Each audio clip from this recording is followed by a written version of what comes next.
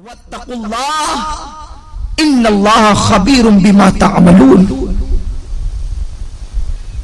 اللہ سے ڈرو کہ وہ تمہارے ایک ایک پل کی خبر رکھتا ہے. اور یہ بھی سن لو میری بہنوں، اگر تم نے اللہ سے ڈر کر گناہوں سے توبہ کر لی تو اللہ کے رسول فرماتے ہیں جو اللہ سے ڈرتا ہے اللہ اسے سب سے بے نیاز کر دیتا ہے. اللہ محتاجی کو دور کر دیتا ہے. جو اللہ سے ڈرتا ہے اللہ اسے ایسی جگہ سے روزی عطا کرتا ہے جہاں پر اس کا گمان بھی نہیں جاتا. آؤ میں آپ کو استقامت فی الدین کے حوالے سے اور اللہ کے خوف کے حوالے سے ایک بڑی پیاری حکایت پیش کروں.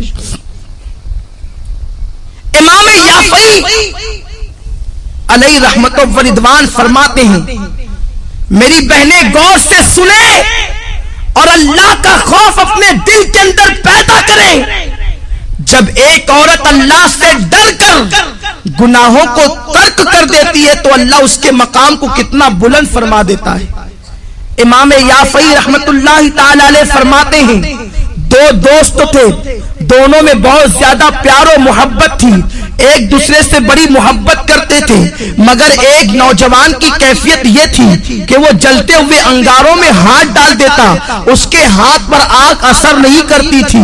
وہ جلتے ہوئے کڑاہوں میں ہاتھ ڈال دیتا، تیل کی کڑک اس کے ہاتھ پر اثر نہیں کرتی تھی. وہ بڑے بڑے انگارے ہاتھ سے پکڑ لیتا، آگ اس کے ہاتھ کو نہیں جلاتی تھی. لوگ حیران رہتے تھے آخر اس کے اندر خصوصیت کیا ہے، اس کی خاصیت کیا ہے کہ آگ اس کے ہاتھ پر اثر نہیں کرتی. ایک مرتبہ اس کا جو بہت زیادہ قریبی دوست تھا اس نے پوچھا یار ذرا یہ تو بتا آخر آگ تیرے ہاتھوں کو کیوں نہیں جلاتی ہے، تو آگ کو ہاتھ میں لے لیتا ہے آگ تیرے ہاتھ پہ اثر کیوں نہیں کرتی ہے، یہ تو بہت تعجب کی بات ہے. اس نوجوان نے کہا یہ بہت بڑا راز ہے دوست میں نہیں بتا سکتا.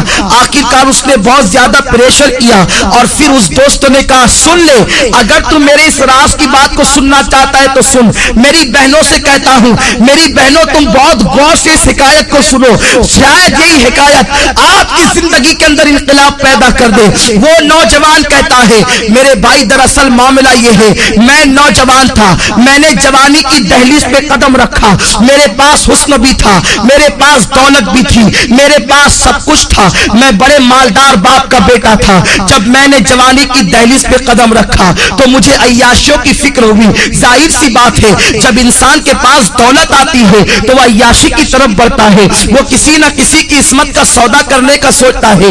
وہ نوجوان کہتا ہے ایک رات میں کھانا کھا کے گرمیوں کے موسم میں اپنے گھر کے اوپر کے چھت پر ٹیرس پر گھوم رہا تھا، ٹہل رہا تھا. میں نے کیا دیکھا کہ میرے گھر کے سامنے ایک بہت خوبصورت لڑکی ٹہل رہی ہے. جب میں نے اس لڑکی کو دیکھا تو اس سے میرے دل میں محبت پیدا ہو گئی. میں نے اس لڑکی سے گفتگو کرنا چاہی. میں نے اس لڑکی سے کہا تجھے جتنی دولت چاہیے لے لے مگر تم میرے ساتھ میں جیسا کہوں ویسا ہی کرنا. مگر وہ لڑکی کوئی معمولی لڑکی نہیں تھی، وہ آج کل کی آوارہ لڑکیوں کی طرح، آج کل کی اسکول اور کالج کی اپنی مرضی سے جینے والی لڑکیوں کی طرح لڑکی نہیں تھی.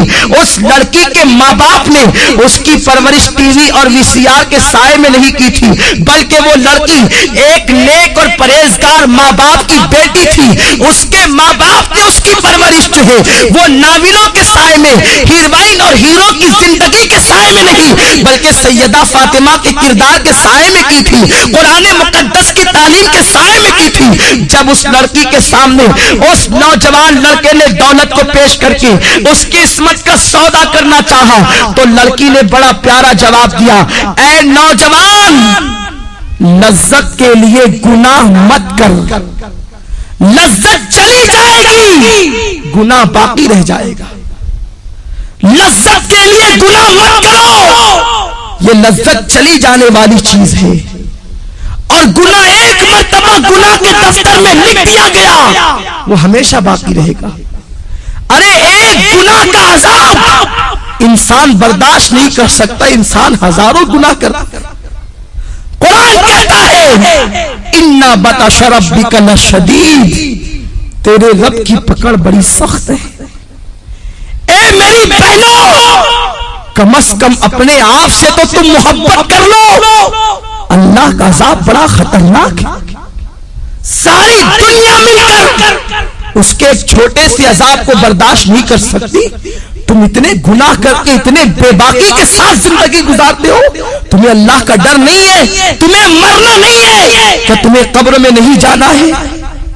وہ نوجوان کو اس لڑکی نے کہا لذت کے لیے گناہ مت کر، لذت چلی جائے گی، گناہ باقی رہ جائے گا۔ وہ نوجوان کہتا ہے میں اس لڑکی کے پیچھے لگا رہا، وہ لڑکی مجھے اللہ سے ڈراتی رہی۔ آخر کیا ہوا؟ ہمارے شہر میں قحط سالی کا زمانہ آیا، سوکھا پڑ گیا، قحط پڑ گیا، ہر غریب امیر کے دروازے پر بھکاری کی طرح کھڑے ہو گئے۔ میں مالدار باپ کا بیٹا تھا، میرے باپ نے مجھے بہت سارا اناج دیا، کہا بیٹا تقسیم کرو۔ میں اناج تقسیم کر رہا تھا کہ میرے دروازے پہ وہ لڑکی بھی چلی آئی۔ میں نے اس لڑکی کو قطار میں دیکھا، میں خوش ہو گیا کہ آج اپنی دل کی خواہش پوری کروں گا۔ میں نے جلدی جلدی اپنے نوکروں سے کہا کہ اس سب کو دے کر کے بھگا دو، اور اس لڑکی کو میں نے اپنے کمرے میں بلایا۔ لڑکی سے پوچھا کیا بات ہے، کیوں آئی ہو، آنے کی وجہ کیا ہے؟ لڑکی نے کہا اے نوجوان، تو جانتا ہے کہ میری شادی ہو چکی اور میرے 3 بچے ہیں، میں ماں ہوں، میرے بچے بھوک کی وجہ سے تڑپ رہے ہیں، خدا کے لیے کچھ اناج دے دے تاکہ میرے بچوں کی زندگی بچ جائے۔ اس نوجوان نے کہا اے لڑکی، میں تیرے قدموں میں دولت کا اور اناج کا انبار لگا دوں گا، تو ایک مرتبہ میرے دل کی تمنا کو پورا کر۔ لڑکی نے کہا تیرے دل کی تمنا کیا ہے؟ تو اس نوجوان نے کہا کہ میں تیرے ساتھ زنا کرنا چاہتا ہوں۔ لڑکی لرز گئی اور کہنے لگی نادان، اللہ سے ڈر۔ اللہ کے رسول فرماتے ہیں جب کوئی لڑکا اور لڑکی زنا کرتے ہیں تو ان کا ایمان ان کے سینوں سے نکل جاتا ہے، ایمان دلوں سے رخصت ہو جاتا ہے۔ اور اللہ کے حبیب فرماتے ہیں جب کوئی مسلمان مرد اور عورت بدکاری یعنی زنا کرتے ہیں تو زمین رو کر اللہ سے کہتی اے اللہ تو مجھے اتنی طاقت دے دیتا کہ میں پھٹ جاؤں اور ان دونوں کو اپنے اندر دبوچوں۔ اتنا بدترین جرم ہے زنا، اللہ سے ڈر، تو کیا کہہ رہا ہے؟ اس نوجوان نے جواب دیا اگر تو میرے دل کی خواہش کو پورا نہیں کر سکتی تو میں تیری بات پوری نہیں کر سکتا۔ لڑکی چلی گئی، جب وہ گئی تو اس نے کیا دیکھا، اس کے بچے رو رہے، کہتے ہیں ماں اگر تو ہمیں کھانا نہیں کھلا سکتی تو اپنے ہاتھوں سے ہمارا گلا دبا کے ہمیں مار ڈال تاکہ ہم بھوک کی شدت سے تو بچ جائیں۔ میری بہنوں ذرا سوچو، ایک ماں کے سامنے جب بچے زندگی اور موت کی بھیک مانگ رہے ہوں گے تو اس ماں کی ممتا نے کیا کہا ہوگا؟ لڑکی نے سوچا بچوں کی 3 بچوں کی زندگی ایک طرف ہے اور زنا ایک طرف ہے، اگر میں زنا کر لوں اور اناج حاصل کر کے بچوں کو کھلا دوں میرے بچے تو بچ جائیں گے، بعد میں توبہ کر لوں گی۔ توبہ کا دروازہ تو کھلا ہے، اور یہ کہہ کے وہ چل پڑی۔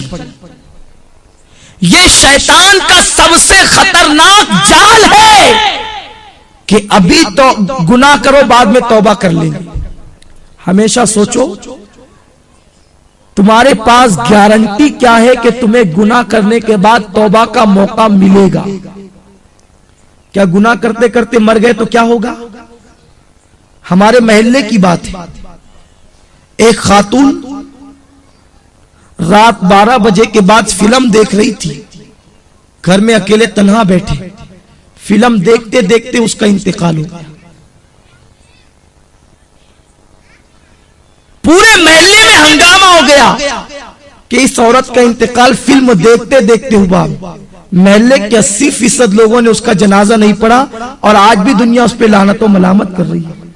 کہیں ایسا تو نہیں کہ کوئی گناہ کرتے کرتے آپ کو بھی موت آ جائے اور ساری دنیا قیامت تک آپ کا ذکر کر کے آپ کو ملامت کرے؟ تو یہ مت سوچنا کہ گناہ کرنے کے بعد توبہ کا موقع مل جائے گا. اگر گناہ کرتے کرتے موت آ گئی تو کیا ہوگا؟ میرے آقا فرماتے ہیں جو جس حال میں مرے گا اسی حال میں اٹھایا جائے گا. اگر گناہ کرتے کرتے مرو گے تو اسی کیفیت میں اٹھائے جاؤ گے. تو بہرحال وہ لڑکی چل پڑی. مختصر عرض کر رہا ہوں. رستے میں آئی تو اس لڑکی نے سوچا کہ اگر میں گناہ کر لوں اور بچوں کی زندگی نہ بچے تب؟ اگر اللہ چاہے تو وہ کھانے کے بعد بھی مر سکتے ہیں. ضروری تو نہیں کہ کوئی بھوکا ہی مرے، کھانے کے بعد بھی بچے مر سکتے ہیں. تو بچوں کی زندگی کے لیے اپنی عصمت پر داغ کیوں لگاؤں؟ جس رسول کے صدقے مجھے عزت ملی، وقار ملا، زندگی ملی، میں اس رسول کا دل کیوں دکھاؤں؟ یہ سوچ کر وہ گئی اور نوجوان سے کہا میرے بچوں پہ رحم کر کے کچھ دے دے. تو اس نے کہا تو میری دل کی خواہش پوری کر، میں تیری خواہش پوری کر دوں گا. لڑکی نے کہا اے نوجوان کان کھول کے سن لے، اپنے ایک ایک بچے کو بھوک سے تڑپ تڑپ کر مرتا دیکھنا تو گوارا کر لوں گی، مگر نبی کی نافرمانی نہیں کروں گی، کبھی گناہ کی طرف نہیں جاؤں گی. یہ کہہ کر وہ لڑکی پلٹ گئی اور آ کر حضرت فاطمہ کی سنت کو ادا کیا. وضو کیا اور سر سجدے میں رکھ کر کہتی ہے مولا تو نے کہا ہے گناہ سے بچنے کے لیے میں بچ گئی، اب میرے بچوں کی زندگی بچانا تیرے کرم کا کام ہے. ادھر یہ دعا کر ہی رہی تھی، ادھر دروازے پہ دستک ہوئی. دروازہ کھول کے دیکھا تو وہی نوجوان اپنے نوکروں کے ساتھ کھڑا ہے. اس کے ہاتھوں میں بہت سارے روپیوں کے تھال اور اناج موجود ہے، کھانا موجود ہے. لڑکی نے کہا کیا بات ہے، کیوں آئے ہو؟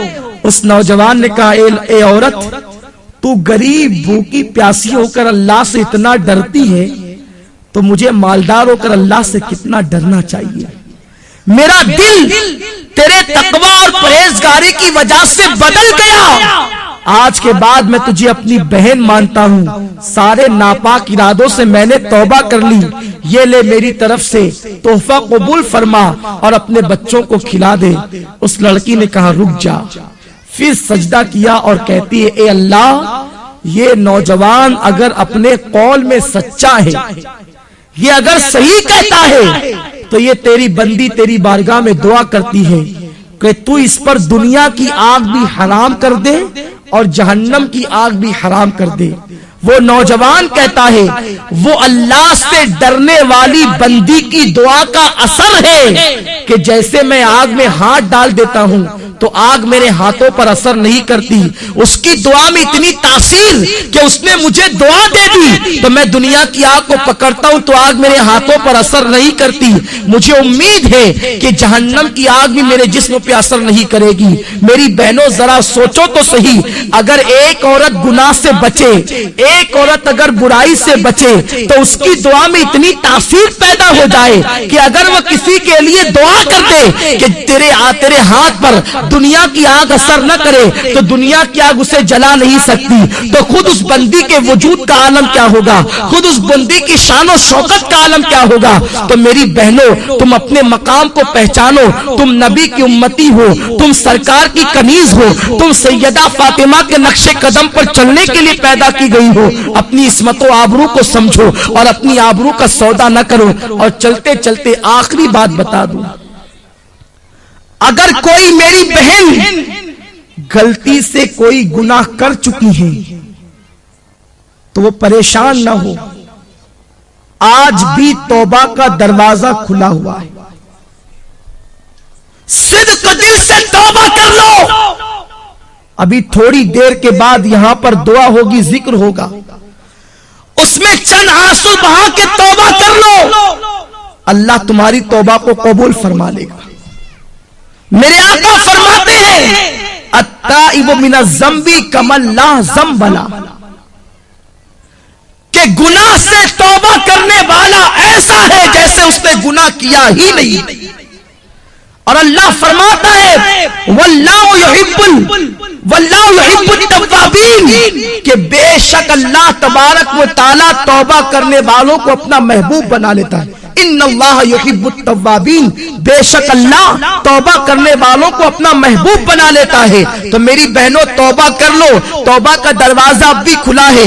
اگر فلمیں دیکھ کر یا ڈرامے دیکھ کر یا پارکوں میں جا کر یا کہیں پر کوئی خطا ہو گئی ہو تو آج صدق دل سے توبہ کر لو، انشاءاللہ اللہ تمہاری توبہ کو قبول فرمائے گا. آئیے اس سلسلے میں ایک بات میں تمہارے سامنے اور پیش کر دوں کہ توبہ اللہ اپنے بندوں کی قبول کرتا ہے، مگر توبہ نام کس چیز کا ہے؟ کانوں کو پکڑنے کا نام توبہ نہیں، گانوں کو پیٹنے کا نام توبہ نہیں. توبہ کہتے اسے ہیں ایک مرتبہ اپنے اللہ سے دل ہی دل میں عہد کر لیا کہ مولا اب میں کبھی گناہ نہیں کروں گی، دوبارہ آندھی آئے طوفان آئے قیامت آ جائے مگر تم دوبارہ اس گناہ کی طرف نہ جاؤ. اسی کا نام سچی توبہ ہے. اور سچی توبہ کرنے والوں کا مقام بہت بلند ہو جاتا ہے، اس کا مرتبہ بہت بڑا ہو جاتا ہے.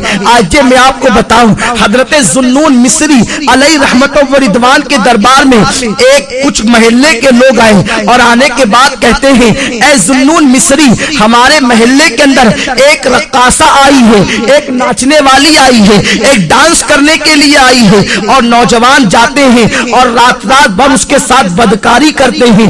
اس طریقے سے وہ ماحول خراب کر رہی ہے، پورے محلے کا معاشرہ تباہ ہو رہا ہے. میری بہنوں ذرا غور سے سنو، اللہ کیسا کریم و رحیم ہے، اللہ کیسا ستار و غفار ہے. حضرت ذوالنون مصری اللہ کے ولی تھے. اللہ اکبر. جب ان کے دربار میں محلے کے لوگ آئے کہ محلے میں گناہ ہو رہا ہے، ایک عورت تباہی مچا رہی ہے، نوجوان کھچے کھچے اس کی طرف جا رہے ہیں، اسے محلے سے نکال دو. اللہ اکبر. مگر سنو، اگر کوئی گناہ کرے تو اسے محلے سے نکالنے کی کوشش نہ کرنا. گناہ کرنے والوں کو کبھی حقیر مت سمجھو. ہمیں گناہ سے نفرت کرنے کا حکم دیا گیا ہے، گنہگار سے نفرت کا حکم نہیں دیا گیا. ہمیں مرض سے نفرت کا حکم دیا گیا ہے، مریض سے نفرت کا حکم نہیں دیا گیا. گناہ مرض ہے، گناہگار مریض ہے. اگر تم مریض سے نفرت کرو گے تو گنہگاروں کا علاج کون کرے گا؟ میرے آقا نے تو بڑے بڑے گنہگاروں کو سینے سے لگایا. ہمیں کیا حق بنتا ہے کسی گنہگار کا گناہ اوپن کر کے اس کا مذاق اڑانے کا؟ تو میری بہنوں، اگر تمہارے محلے کے اندر کوئی عورت گناہ کرتی ہوئی پکڑی جائے یا کوئی عورت کسی کا گناہ تمہارے سامنے اوپن ہو جائے تو اس کی تشہیر مت کرنا، بلکہ اس کے قریب جا کر اس کی اصلاح کرنے کی کوشش کرنا، اسے گناہ سے روکنے کی کوشش کرنا. حضرت ذوالنون مصری کی بارگاہ میں محلے کے لوگ آ کر کہتے ہیں اس رقاصہ کو نکال دو. اس زمانے کے لوگ کتنے حساس تھے، کتنے متقی اور پرہیزگار تھے کہ ایک عورت گناہ کرنے کے لیے آئی تھی، پورا محلہ مخالفت کر رہا تھا. یہاں تو پورا محلہ کے محلہ گناہ کرتا ہے، کوئی مخالفت کرنے والا نہیں، کوئی منع کرنے والا نہیں. بہرحال حضرت ذوالنون مصری نے فرمایا وہ عورت فاحشہ ہے نا، وہ عورت بدکارہ ہے نا، وہ عورت زنا کرواتی ہے، وہ عورت بدکاری کرتی ہے، ٹھیک ہے تم چلے جاؤ، انشاءاللہ میں اس کا علاج کر دوں گا. اس کے بعد حضرت ذوالنون مصری رحمت اللہ تعالی علیہ جاتے ہیں اور جانے کے بعد اس کے دروازے پر بیٹھ جاتے ہیں. جب اس کے دروازے پر بیٹھ جاتے ہیں محلے کے جتنے لڑکے آتے ہیں ذوالنون مصری جیسے ولی کو دیکھ کر بھاگ جاتے ہیں. حضرت ذوالنون مصری ان نوجوانوں کو سمجھاتے ہیں برائی نہ کرو، یہ بہت بری چیز ہے، اس سے روزی ختم ہوتی ہے، اس سے چہرہ مسخ کیا جاتا ہے، اس سے چہرہ بدل جاتا ہے، اس سے انسان تباہ ہوتا ہے، اس سے انسان بدنام ہوتا ہے، اس سے انسان کی زندگی کم کر دی جاتی ہے. غرض کے زنا کی برائیاں وہ بتا رہے ہیں. وہ عورت سج دھج کے گھر میں بیٹھی ہے کہ آج میرے یہاں کون آتا ہے. سارے لڑکوں کو شام ہی سے ذوالنون مصری نے رخصت کر دیا اور اس کی کنیز جب دروازے پر آئی تو ذوالنون مصری اس سے کہتے ہیں تیری مالکہ سے کہنا آج تجھ سے ملنے کے لیے ذوالنون آ رہا ہے، ایک رات کی قیمت کیا ہے. وہ لرز گئی کہ حضرت ذوالنون مصری اتنے بڑے ولی کہلاتے ہیں اور وہ میری رات کی قیمت پوچھ رہے ہیں. کنیز نے آ کر بہرحال بتا دیا. حضرت ذوالنون مصری اتنی قیمت لے کر کے گئے اور اس لڑکی سے کہتے ہیں میں تو یہ قیمت دے رہا ہوں، اب رات بھر تمہاری میرے قبضے میں ہے، رات بھر تمہاری میرے پاس ہے، جیسا میں کہوں گا تمہیں ایسا ہی کرنا پڑے گا. لڑکی نے کہا میرا کام تو دولت کمانا ہے، تم جو کہو گے میں وہی